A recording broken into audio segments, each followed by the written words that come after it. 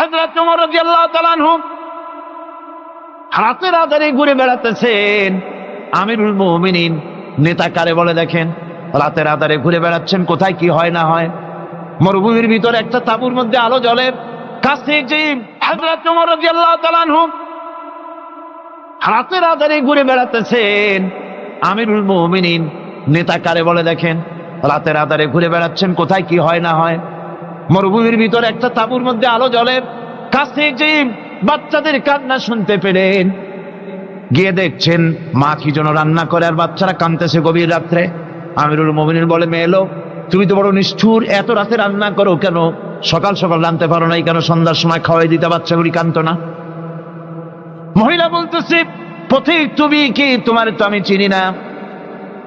আমি এই বাচ্চাগুলি, আমরা কিন্তু মদিনার লোক নই, আমরা মদিনার বাইরের লোক, এই দেশের লোক নাই, বাইরের থেকে এসেছি।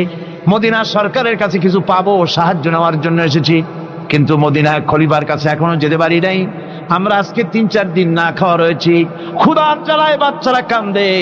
আমি হাড়িতে কোনো খানা রান্না করি না, বাচ্চাদেরকে সান্ত্বনা দেওয়ার জন্য হাড়ির ভিতরে পানি আর পাথর দিয়ে নাড়াচাড়া করতেছি। আমিরুল মুমিনিন আর পায়ের তলা থেকে যেন মাটি খসে যাচ্ছে, ভয় হয়ে গেল, আল্লাহর ভয় তারই হয়ে গেল তার ভিতরে। বললেন, মা একটু অপেক্ষা করো, দেখি কিছু করতে পারি নাকি। দৌড়ে চলে গেলেন বাড়ি। বৃদ্ধ আসলামকে ডেকে বললেন, বাইতুল মালের দরজা খোলো, বস্তা নিয়ে আসো, আটা ঢুকাও, পেঁয়াজ ঢুকাও, রসুন ঢুকাও, তরি তরকারি ঢুকাও। ঢুকানো হয়ে গেল, বস্তা মুখ বান্ধ। আমিরুল মুমিনিন বলছেন, আসলাম, এই বস্তাটারে এবার আমার মাথায় উঠাইয়া দাও।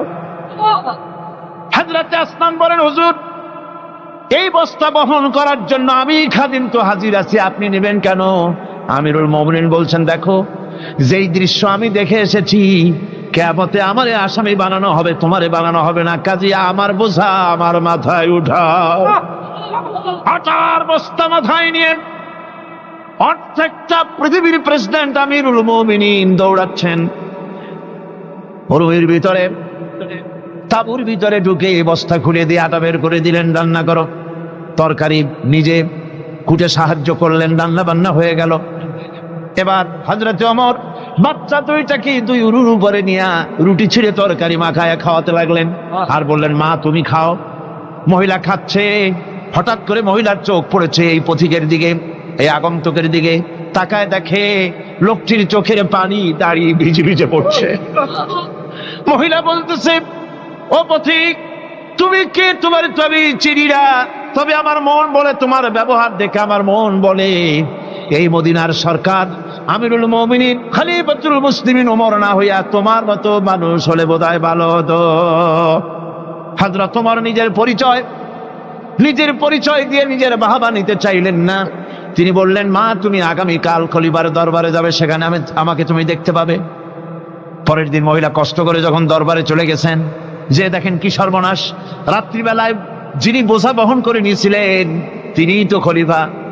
মহিলা কাছে গিয়ে করজোড়ে দাঁড়ায় বলেন, আমিরুল মুমিনিন, রাতে আপনি আমার জন্য কষ্ট করেছেন, আমি বিনীতভাবে আপনার কাছে মাপ চাই, আমারে মাফ করে দেন। হযরত ওমর বলেন, মাপ? উল্টা আমার কাছে মাপ চাইও না, তুমি বলার আগে আমি খোঁজ নিয়ে যে তোমার খাবার পৌঁছাইতে পারি নাই, এই জন্য কিয়ামতের দিন আল্লাহর দরবারে ওমরে আসামির কাতারে দাঁড় করাইও না।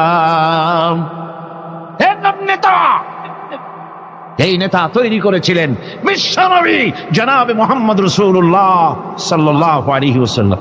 সম্রাট আকবর, নাম শোনেন নাই? কোথাকার প্রেসিডেন্ট? ভারতবর্ষে। কত বড় নাম করা ব্যক্তি, দ্বীন ইলাহি চালু করল।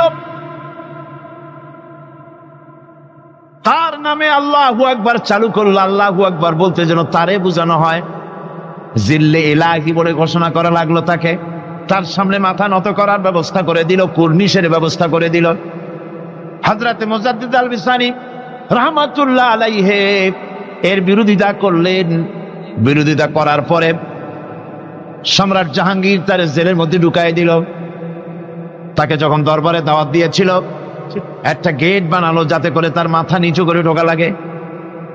আল্লাহর মাহবুব বান্দা মুজাদ্দিদ আল বিসানি রাহমাতুল্লাহ আলাইহি তিনি মনে করলেন এখানে গেটটা নিচু করা হয়েছে যাতে করে আমি মাথা নিচু করে ঢুকি, আর এটাই সে কুর্নিশ হিসেবে ধরে নেবে।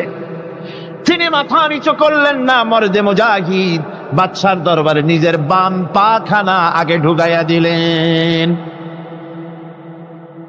এই অপরাধে তাকে কারারুদ্ধ করা হলো। জেলখানার ভিতরে তিনি আছেন। কয়েক মাস পরে জেলার সাহেব চিঠি লিখেছেন বাদশার কাছে, যা পানা জেল তো হয় চোরের জন্য, ডাকাতের জন্য, বদমাশদের জন্য। কারে পাঠাইলেন জেলখানায়?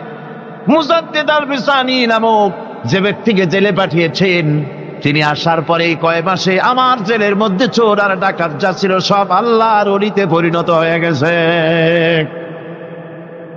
সম্রাট আকবর সেকেন্দ্রায় তার কবর রয়েছে, কেউ জিয়ারত করতে যায় না। মুজাদ্দিদ আল ফিসানি রহমাতুল্লাহ আলাইহি হযরতে খাজা মুঈনুদ্দিন চিশতি রহমাতুল্লাহ আলাইহির দরবারে আজও হাজার হাজার মানুষ কবরের কাছে জিয়ারত করতে যায়। দিনদার, ইমানদার, সৎকর্মশীল হলে আল্লাহ পাক তার মহব্বত মানুষের দিলের মধ্যে পয়দা করে দেন। আল্লাহ রাব্বুল আলামিন কোরআনে কারীমের মধ্যে বলেছেন, فمن يكفر بالطاغوت ويؤمن بالله فقد استمسك بالعروة الوثقى لا انفصام لها والله سميع عليم।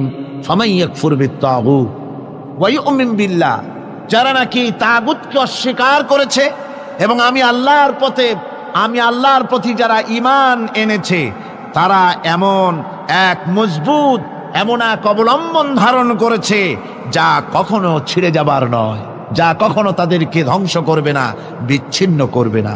আর আল্লাহ হচ্ছেন মোমেনদের পৃষ্ঠপোষক। যারা ঈমান আনে তাদের পৃষ্ঠপোষক হচ্ছেন আল্লাহ পাক, তাদের সাহায্যকারী হচ্ছেন আল্লাহ পাক। তাদেরকে আল্লাহ পাক অন্ধকার থেকে আলোর দিকে নিয়ে আসেন। আল্লাহ পাক মোমেনদেরকে, মানুষদেরকে অন্ধকার থেকে কোথায় নিয়ে আসেন? আলোর দিকে। আর যারা নাকি কাফের, তাদের বন্ধু হচ্ছে তাগুত, তাদের সাহায্যকারী তাগুত। তাদেরকে এই তাগুতি শক্তি আলো থেকে অন্ধকারের দিকে নিয়ে যায়।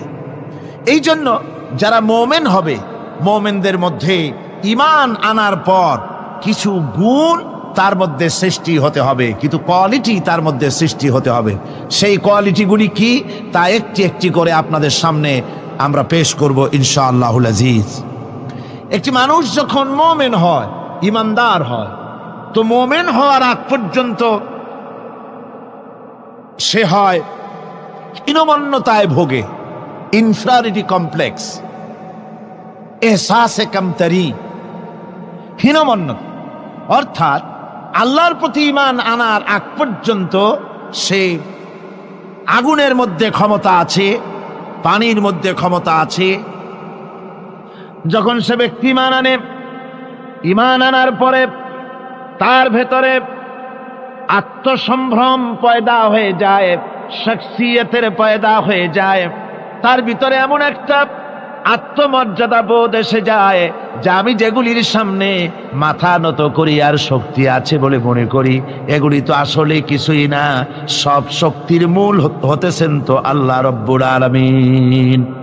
কোরআনে কারিমে রব্বুল আলামিন বলেছেন, ইন্নাল্লাযীনা তাদউনা মিন দুনিল্লাহি ইবাদুন আমসালুকুম। আল্লাহ পাক বলেন, আমাকে বাদ দিয়ে তোমরা যাদেরকে ডাকো, আমাকে বাদ দিয়ে যাদের আশ্রয় গ্রহণ করো, যাদের কাছে সাহায্য কামনা করো, ওরা তোমার মতো আমার আর একটি গোলাম। তুমি যেমন আমার গোলাম, ওরাও তেমন আমারই গোলাম। সুতরাং তুমি নিজে গোলাম হয়ে আর একটা গোলামের কাছে হাত পেতেছো, তোমার কোনো প্রয়োজন সে মিটাতে পারবে না, তোমার কোনো প্রয়োজন সে মিটাতে পারবে না। ওরা নিজের সাহায্য নিজেরা করতে পারে না। কোরআনে কারীম কি সুন্দর করে বুঝিয়েছে, হাতে তৈরি করে মূর্তি বানায়া তার সামনে তোমরা সাহায্য চাও, ওরা তোমারে সাহায্য করবে কি? ওরা তো নিজের সাহায্য নিজেকে করতে পারে না। এই যে আমাদের দেশে কত মূর্তি তৈরি হয়, এক একটার 8টা 10টা করে হাত থাকে, এগুলির সামনে নানান রকমের নজর পেশ করা হয়। এগুলি যদি কুকুরে এসে খাওয়া আরম্ভ করে, আপনারা বলেন 10টা হাতের একটা হাত দিয়েও কি তাড়াই দিতে পারবে? পারবেন। এমনকি ওদের নাকের ডগায় মাছি বসে যদি মুখের মধ্যে পায়খানা করে, তাও এতগুলি হাতের একটা আঙ্গুল দিয়া মাছিটাকে উড়াই দিতে পারবে না। এরা, আল্লাহ রাব্বুল আলামিন বলেন যে ওরা মাছির মতো একটি ক্ষুদ্র প্রাণী বানাতেও সক্ষম নয়, অথচ এদের কাছে সাহায্য কামনা করা হয়। একবার রাসূল পাক সাল্লাল্লাহু আলাইহি সাল্লামের কাছে একজন মুশরিক এসেছেন, তার কাছে একটা ভাঙ্গা মূর্তি। হুজুর জিজ্ঞেস করলেন, তোমার মূর্তিটা ভাঙা কেন? লোকটি বলল যে এটি হচ্ছে আমার খোদা, একে আমি সব সময় সাথে রাখি, না জানি কোন সময় কোন বিপদে পড়ি, এই জন্য সাথে রাখি বিপদ থেকে বাঁচার জন্য। পথিমধ্যে আমার প্রকৃতির ডাক এলো, পেশাব পায়খানায় যাওয়ার প্রয়োজন হলো, তো মনে করলাম এমন জায়গায় এই খোদা নিয়ে যাওয়া উচিত না। খোদাকে রাস্তার উপরে রেখে তারপরে গেলাম কাম সারতে। কাম সেরে এসে দেখি যে এইটার মাথা থেকে শুরু করে পা পর্যন্ত ভিজা। মনে করলাম খোদার শরীর ভিজা, না জানি নিশ্চয়ই কোনো পবিত্র বরকতপূর্ণ পানি হবে। তো এই বরকতপূর্ণ পানি আমি নিজে একটু টেস্ট করলাম, জিহ্বা দিয়া চাটলাম, খাইলাম, দেখলাম যে কেমন কেমন গন্ধ আসে, আর কি একটা টক টক জাতীয় বিশ্রী রকমের। তো মনে করলাম পবিত্র পানি এরকমের গন্ধ হবে কেন? এদিক ওদিক তাকালাম, তাকিয়ে দেখি দূরে একটা কুকুর দাঁড়ানো, তার নিচের থেকে পানি টপকাচ্ছে। তখন ভাবলাম যে আসলে কোন বরকতের পানি এটা। আমি তখন রাগ করে এইটা ঠ্যাং ধরে আছাড় মারলাম যে তুই কি খোদা না তুই একটা হুদা? তুই তো নিজেরই ঠেকাতে পারিস না বিপদ থেকে, তো আমারে ঠেকাবি কি করে? হাদিস শরীফ এসছে, রাসূল পাক সাল্লাল্লাহু আলাইহি সাল্লাম তখন হেসে দিয়েছিলেন। সে হাসিতে হুজুরের দন্ত মোবারক বিকশিত হয়েছিল, শরীর মোবারক কেঁপে উঠেছিল। হুজুর জিজ্ঞেস করলেন, আমার কাছে কি মতলবে এসেছো? লোকটি বলছে, হুজুর আমার কাছে আজকে এইসব জিনিসের ব্যর্থতা, অসারতা ধরা পড়েছে, আমি তৌহিদের আশ্রয় নিয়েছি। এই কথাটি শিরক, কোন মুসলমানের কথা বিশ্বাস করা উচিত নয়। কথা বুঝতে পেরেছেন? কোন মুসলমানের বিশ্বাস করা উচিত নয়। আল্লাহ পাক পরিষ্কার বলেছেন, আন্নাল কুওয়াতা লিল্লাহি জামিআ, সমস্ত ক্ষমতার উৎস কেবলমাত্র আল্লাহ সুবহানাহু ওয়া তাআলা। কিন্তু বেকুবরা বোঝে না, জনগণকে খুশি করার জন্য, তাদের ভোট যেন বারবার পাওয়া যায়, এই জন্য বলে সমস্ত ক্ষমতার উৎস জনগণ। বেকুবেরা, পাগলেরা বুঝে না, সেই জন্যই তারা এই কথাগুলি বলে। কয়েকটি কথা আমাদের দেশে চালু আছে যে কথাগুলি শুনলে খুবই খারাপ লাগে। একটা হচ্ছে সকল ক্ষমতার উৎস জনগণ, এটি মারাত্মক শিরকপূর্ণ কথা। আরেকটি কথা, যখন রেডিও টিভিতে বলা হয় যে কুতুবদিয়া, হাতিয়া সন্দ্বীপ, কক্সবাজার উপকূলীয় এলাকায় থেকে 280 মাইল স্পিডে বাতাস প্রবাহিত হবে, 30 ফিট উঁচু হয়ে জলোচ্ছ্বাস হবে, গ্রেট ডেঞ্জার সিগন্যাল নাম্বার 10 দেখাবার জন্য বলা হলো।